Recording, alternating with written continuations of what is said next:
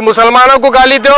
इस्लाम को बदनाम करो, मुसलमानों के खिलाफ क्या भी बोलो, बाद में माफी मांगता हूँ, मैं अपॉलॉजी देता हूँ। ये एक फैशन हो गया है। मुस्लिम दुश्मन कांग्रेस एमएलए को धिक्कारा, मुस्लिम दुश्मन कांग्रेस एमएलए को धिक्कारा, बर्खास्त करो, बर्खास्त करो, बर्खास्त करो, रमेश बंडीगौड़ा को बर्खास्त करो, बस दो। और इस तरह के जो आरएसएस के लोग इम्प्लांट हुए हैं कांग्रेस में, जो सेक्युलर पार्टी जो बोल रही है खुद मुस्लिम दुश्मन कांग्रेस एमएलए धिक्कारा,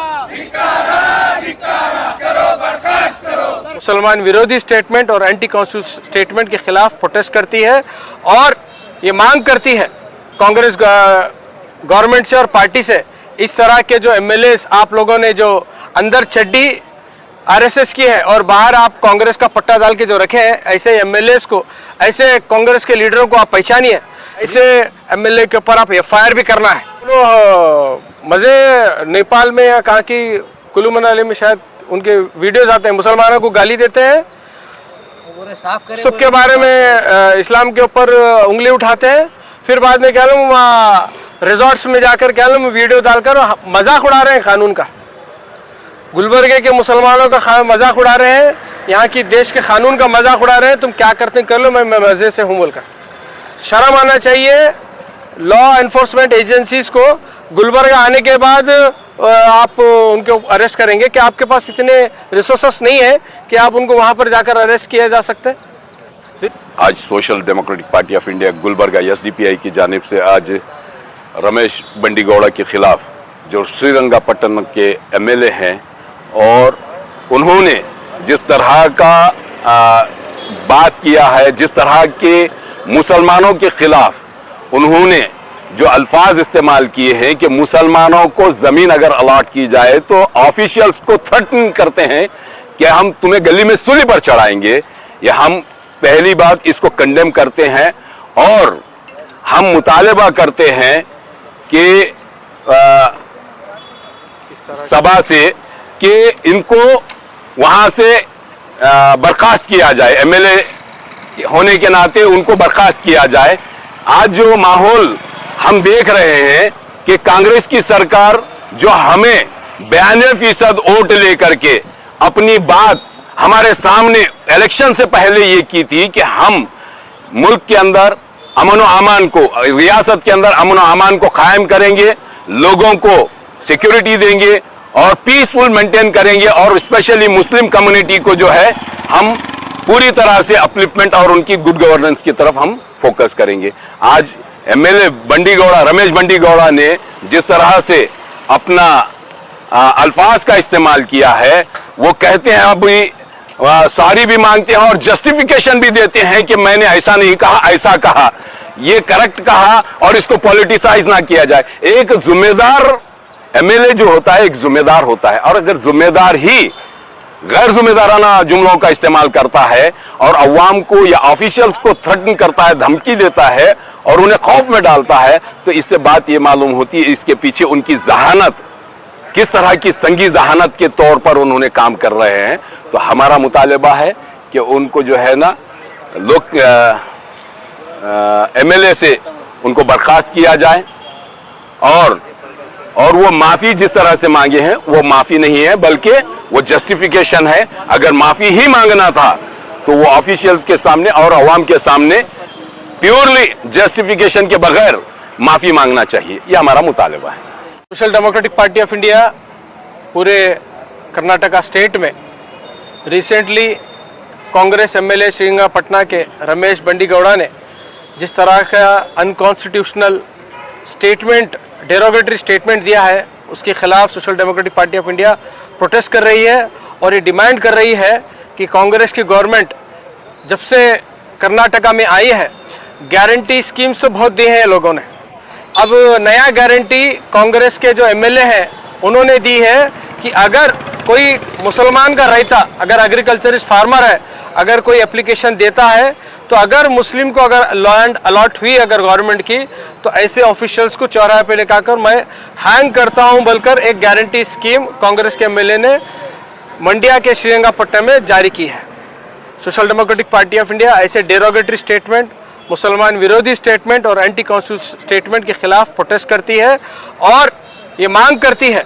कांग्रेस गवर्नमेंट से और पार्टी से, इस तरह के जो एमएलएस आप लोगों ने जो अंदर चड्डी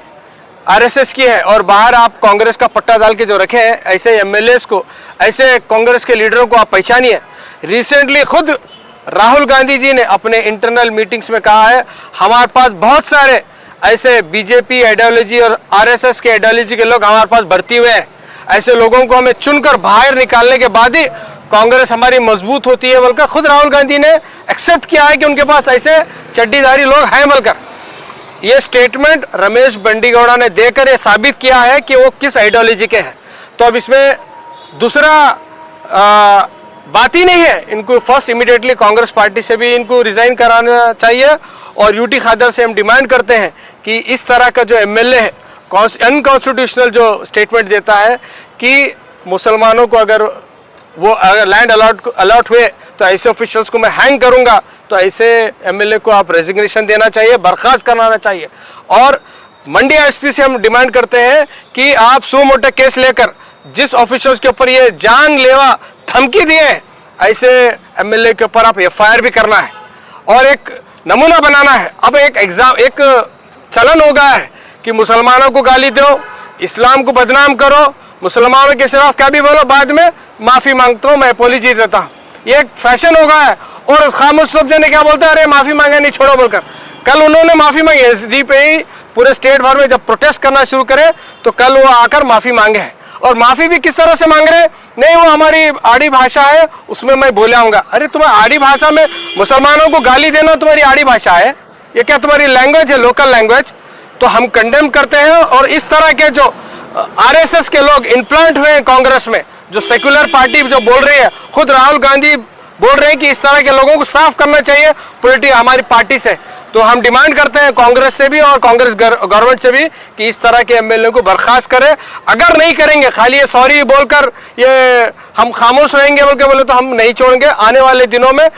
उस एमएलए का घर का घेराव भी करेंगे और इस तरह की जो भी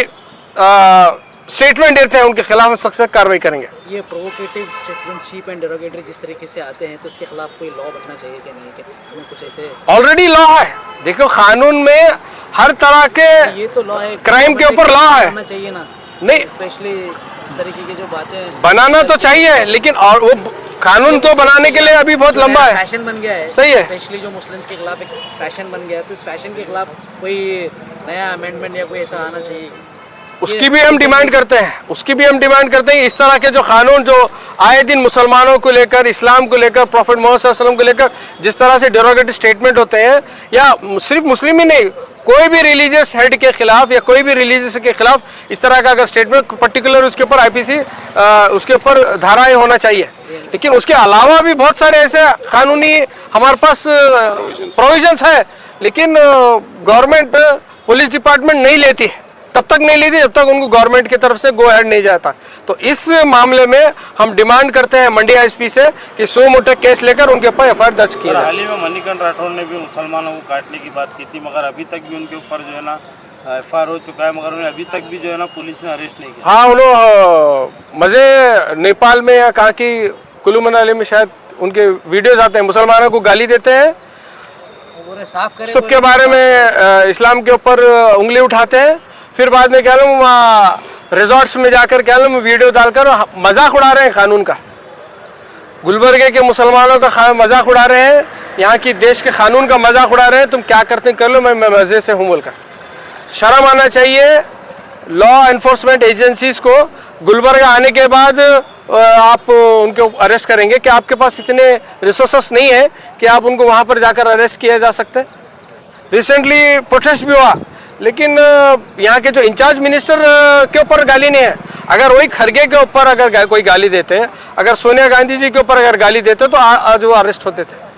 लेकिन मुसलमानों के ऊपर गाली दे वो चलता, माफ़ी मांगे के बाद वो सब चल जाता। तो social democratic party of India ऐसे जो